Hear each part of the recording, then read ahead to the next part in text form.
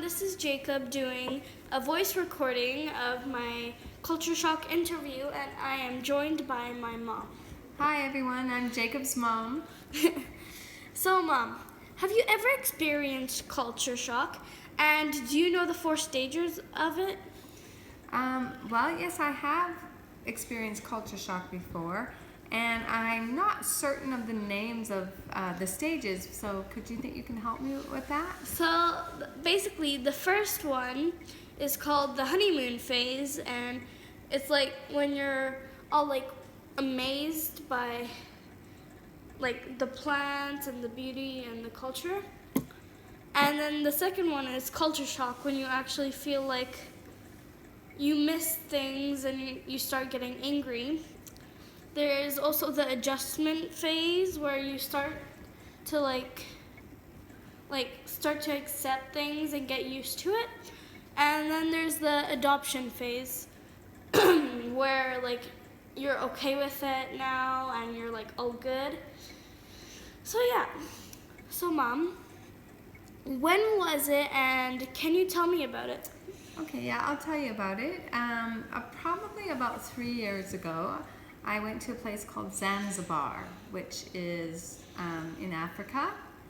And we flew to a tiny island, and when we got off the plane, everything, looked quite nice, very tropical, nice palm trees and everything. And as we kept driving through the city, I noticed like very different types of buildings that I'm not used to seeing, and very small places where people were living, and people were didn't have too many clothes on, walking barefoot, and it was really hot actually as well. And I started to feel kind of a little bit. I saw buildings that were sort of run down, and a lot of poverty, and I started to feel sort of a feeling in my stomach where, I didn't know, what to think about this place.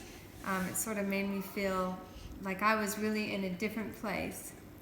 And once I started to walk around and I got used to like the place, like all the shops and the different areas in the town. I started to get quite adjusted and used to being there. And once I started to talk to the people and met some of the people, I think I felt like I was adjusting to Zanzibar, to the town where I was, because I felt a bit more comfortable once I got to know the people. That's a nice story.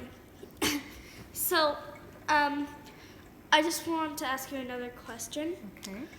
How is your home country, Canada, different to Qatar? My own home country is in Canada.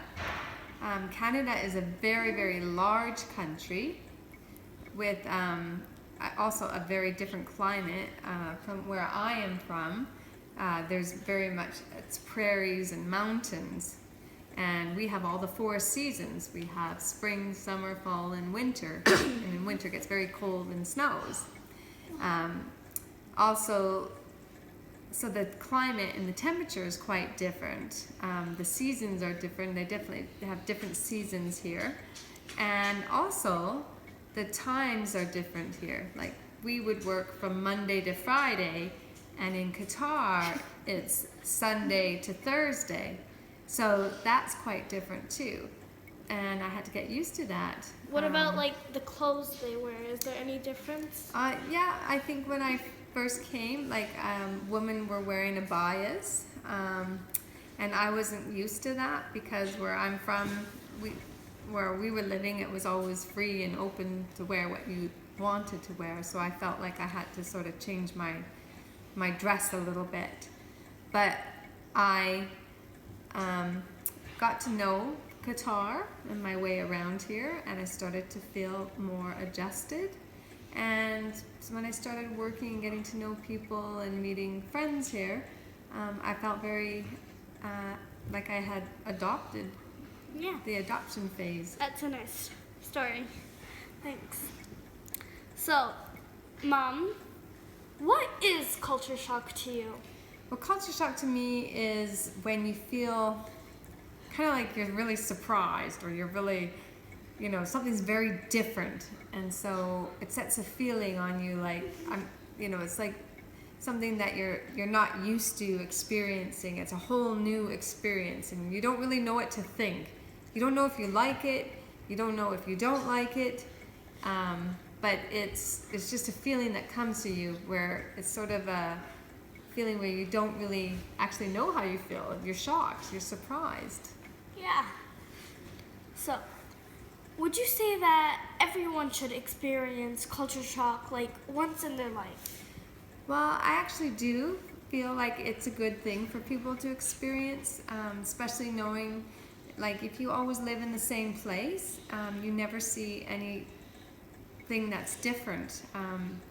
And I think it allows people to become more accepting and being globally aware of other people, other places, other cultures.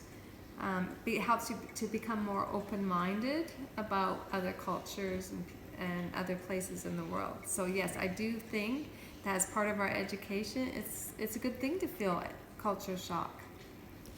So, thanks for your time, and I hope you guys enjoyed. So yeah, bye. I did. I really much enjoyed this interview with you, Jacob. So thank you very much for your time. You too. Bye. Bye.